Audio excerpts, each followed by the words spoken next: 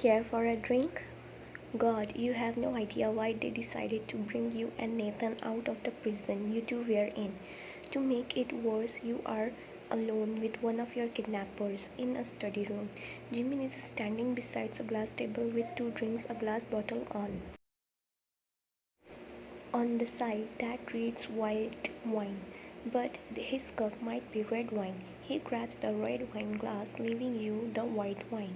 No thanks, I don't drink. You grumble, crossing your arms. It is because you don't like alcohol or the fact that you don't trust me? He asked, smiling. He thinks this is so funny, does he? Both. I hate alcohol and I will never trust you. Probably the first person I met that hates alcohol, he hums, amused. There are a handful of us out there, people who don't like the hangovers or making mistakes while intoxicated. You hum, crossing your arms against your chest. He suddenly walks over to you and you couldn't help but feel fear for a split second. There's something off about this guy that has your gut screaming at you to get away as fast as possible. However, you stood your ground, even though you did cowered a bit. But isn't that the beauty of life, making mistakes and growing from them? I make enough mistakes as is. Why would I add more from drinking? Jimin grins and walks back over to the table and sits down in a big black sofa. Please take a seat. We will have to discuss some things and clear some stuff up. Maybe this is the way to get some information out of him. Your brain refuses to acknowledge that all these 7 men want is just you. No, there has to be something bigger. 7 men don't just randomly agree to kidnap one girl without something sinister planned. You sit down on the seat but scooted a bit from him. You feel like the chairs are pushed a bit closer on purpose for this. So, any question you have in the next 30 seconds, I will answer honestly. So choose carefully. I will not answer them again. Your eyes widen and you immediately try to think that what questions are good to ask. What do you mean? You just want me? That doesn't make any sense. It makes perfect sense. We just want you. No, no, there has to be more to this sentence than just that. Do you want me because I am the perfect hostage? Am I a citizen? Am I a citizen who is easily forgettable and no one will go looking for her? We want you as our mate. Your eyes widen at this word mate. Mate? What does that mean? As in the one we want to love and take. All 7 of you? All 7 of us. That's not possible. No way. That is possible. You have heard of poly relationships falling more than they succeed. It's a rare occurrence that you are glad it worked out for some people, but it's pretty much rare. It's in a human nature to get jealous, be selfish over the things and people they love, but most relationships deal with 3 peoples. He is talking about an 8-person relationship. That's not possible. No way. Is this the real answers? You cannot be serious. Are you serious right now? Serious as a dead heart. But if that's the case, why did you kidnap me? Why not just... Time's up, darling. He spoke softly while standing. Now you are just left with more questions than answers. There are plenty of women in the world who they do not need to kidnap to pick from. Why you? Why did they pick you out of billions of people? And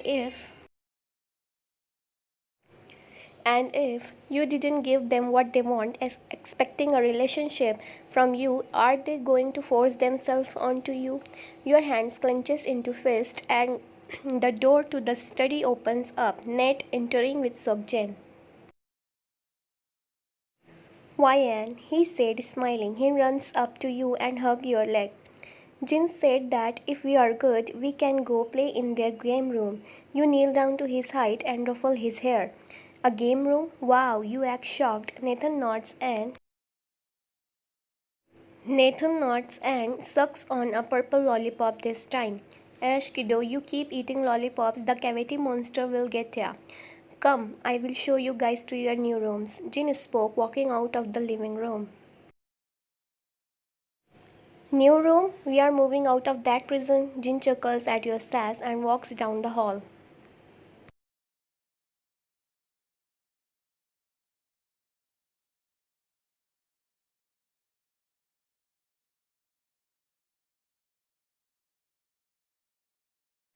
I would say we did our best to make you feel comfortable for the first few days.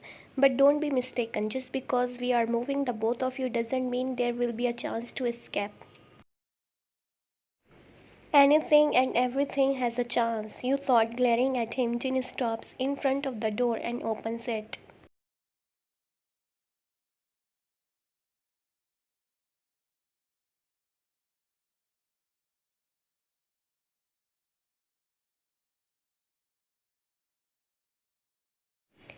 It's a large, fancy room that's colored with all shades of blue. The bed is dark blue, the pillows are mixed with white and sky blue pillows, but Nathan gasped when he saw a particular item on the bed.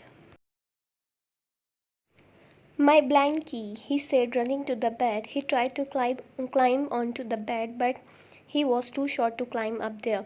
Oh, hang on, you said, walking up to him. You helped lifted him onto the bed, and he immediately scrambled to hug the Iron Man blankie. Wyan, look, it's my blankie, he said, holding it up. Wow, I wonder how it got here, you said, smiling at him.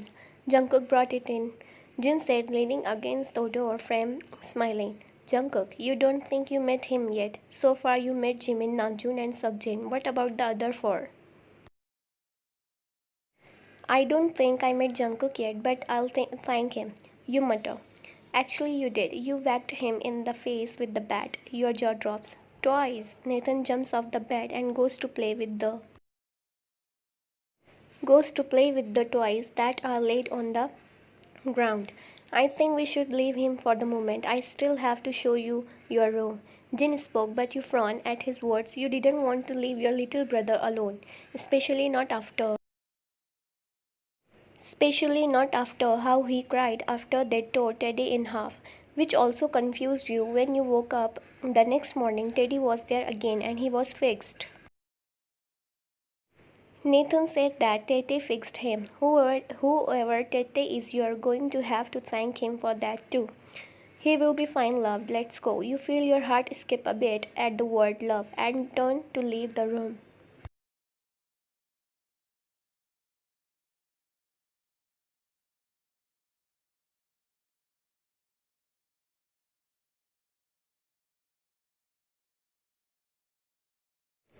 Jin shuts the door behind him and turns to you.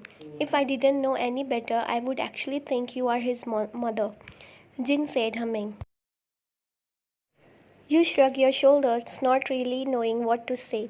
He's my little brother. Besides my parents, he is all the family I have left. Your eyes trails down to the ground and Jin places his hands against your cheeks. You shudder at how cold he feels. Ah, sorry, I was in my room and the air conditioner is blasting, he said, pulling his hand back. Where are your parents, anyways? He asked.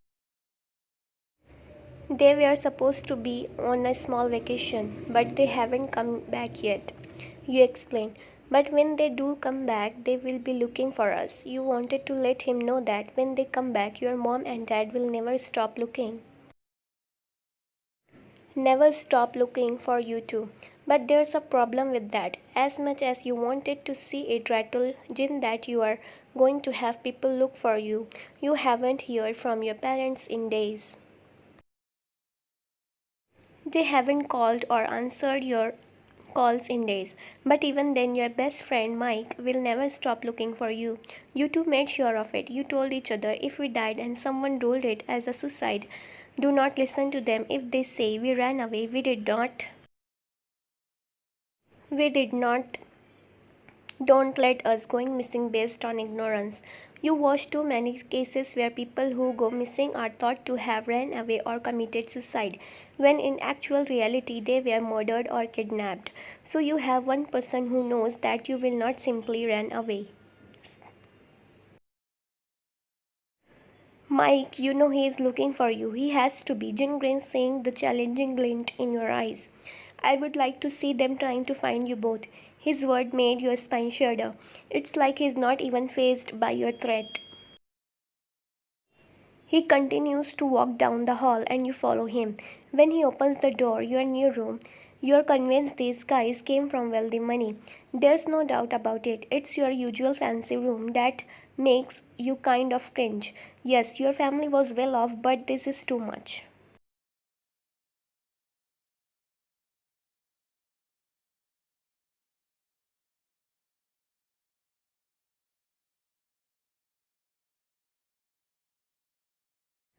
Large fancy bed, fancy curtains, fancy dresser, fancy everything. It made you scrunch up your face. Do you not like it? Jin asked, frowning a bit. Didn't you come from a wealthy family? You turned to him, crossing your arms. I pick comfortable over silk and whatever else fancy people wear. Plus, most of our wealth went into savings. Jin nods slowly and hums. I see. Well, we went back to your home and got most of your stuffs, so enjoy. He closes the door behind him and you sit on the bed, feeling overwhelmed. You didn't believe Jimin. You never believed someone who said they wanted to be with you. Who would want you? You feel those dark thoughts creeping back up in your mind, making your eyes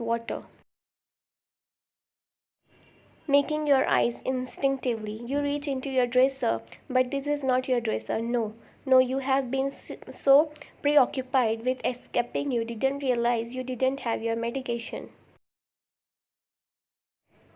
F. You don't have your medication. F. You grip your shirt as your eyes tear up. Why would anyone want you? You are ugly, fat, and just a damn ass. You don't believe them. You don't believe that these kidnappers want you. They are just gaining your trust to break you, to ruin you. They don't want you. These thoughts won't stop running through your mind, and you lay down, feeling mentally exhausted. Mike, Mike, find us, you whimper.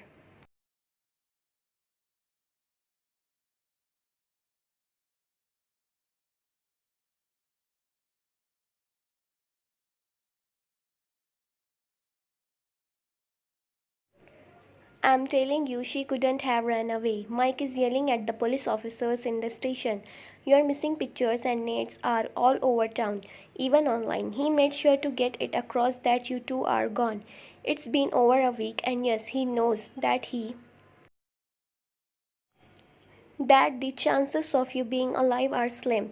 People kidnapped after 24 hours, their chances of survival are getting closest to zero, especially to children. So there was no sign of breaking and entering. Her stuff is gone as well as Nate's, the officer said, pinching the bridge of his nose. If anything, I would say those two ran away together. Now I'm trying to contact their parents, but neither of them is answering. Mike slams his hands on the counter out of anger and storms out of the building. No way, there's no way you could ever run away. He remembers that pact you made. The both of you are pretty serious about the pact.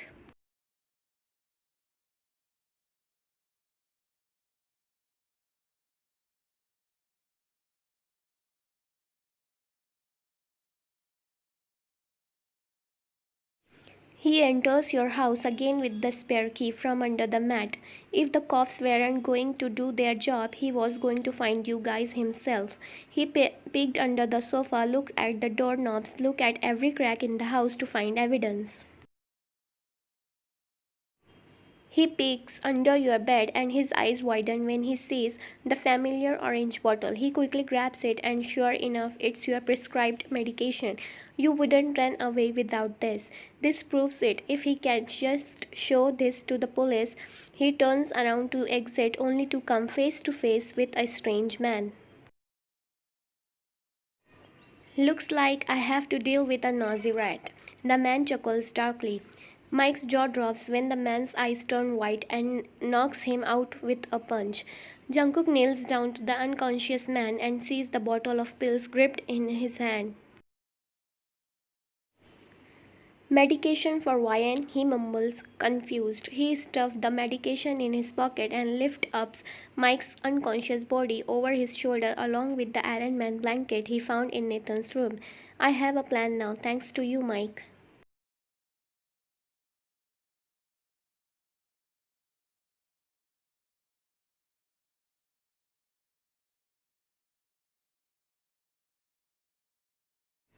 It's night time as you stayed in your room. Well, it's not like you can get out of the door is locked. They don't trust you enough to leave the door unlocked, and for good reasons. You went to the window glaring outside because they put your ass on the third floor. Can't even try to jump out. Can't jump out with Nathan because that could kill us or break most of our bones, you thought. Suddenly your door opens, revealing two men you haven't met yet. Ryan, we have a surprise for you. Come with us. One of them said. One of them said, grinning. His dirty blonde hair nearly covers his eyes, and the dark brown haired man standing next to him is smoking. You know they are planning something sinister. And what if I say no? You said, glaring. Oh, Taeyong, she is so cute, thinking she can deny us. The dark brown haired man said, Taeyong. Taeyong Tete, it's the same person. I see that Jungkook, so naive and idiotic to think that. Taeyong said, smoking. Jungkook, these two men cheered your brother up. They sent fear into you, and then they said, I wonder if Nathan will enjoy the show instead. Don't you dare, you hiss at them. Then I suggest you come with us unless you want your little brother to be scared permanently.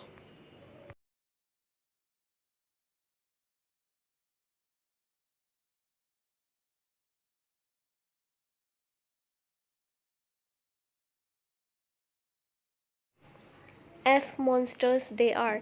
You follow them down the hall, heart racing as to wondering what they are up to. You pass by the room, seeing a blonde haired man, not Jimin. You don't think you met him yet. What are you two doing with our mate? He asked, glaring at them. We are just going to show her some eat tricks, Young Yeong. Taeyong said loudly as he grins. We want to show her a little project I have been working on. Yoongi narrows his eyes and follows your every movement. You look at him with pleading eyes as you three continue down the hall.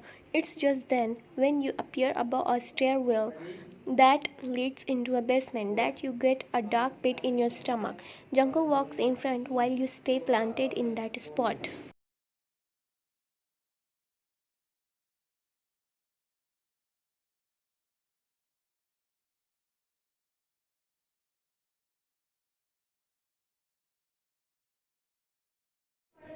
No, no, something is really wrong. Taeyong leans down into your ear and grumbles. Keep moving, you'll love this. With no other choice, you head into the dark stairwell. Jungkook grins at you and soon enough opens the door wide open.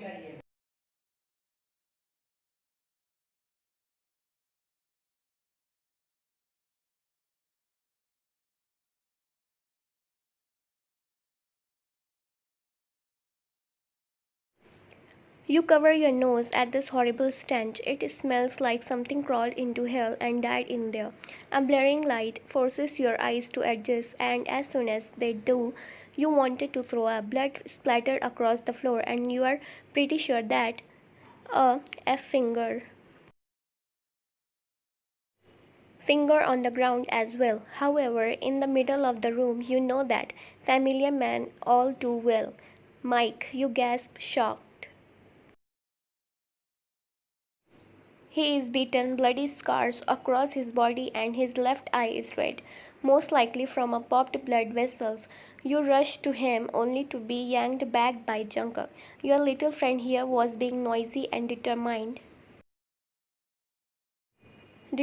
to find you, Jungkook said, humming. Taeyong walks over to the wall and pulls a blade off a shelf. He then circles around Mike, blade in his hand. Did you have feelings for him, Ryan? You were crying for him to save you earlier. This made your eyes widen. These guys have either put cameras or microphones in your room. We don't like the fact that you are friends with a male. Taeyong rolls, yanking Mike's head back by his hair. He holds the blade against his throat and you scream. Stop it, leave him alone. Why would we do that? As long as he's alive, he's a threat to our love. Jungkook growls. I do anything, please don't kill him. You cried. Taeyong screams and pulls the blade away, letting go of his hair also. If I recall, he starts with a You said you would become a war if it meant saving Mike's life, right? Mike's shake in his chair, not wanting to die. He didn't want to die. He didn't want to die because then that means he failed to save his best friend. He would have failed to save you and left you with these monsters. Your heart drops into your stomach and jaw drops slightly. How long have they been listening to you? How long have they been watching you? No. Taeyong puts the blade against Mike's neck again as you realize it was that phone call. They were the ones on the end of that call. Mike's eyes also widen and he immediately shakes his head no, trying to yell no but couldn't thanks to his mouth being gagged. But Jungkook's next words made your heart drops in your stomach. You were froze at your place while tears were continuously flowing from your eyes. And his words is,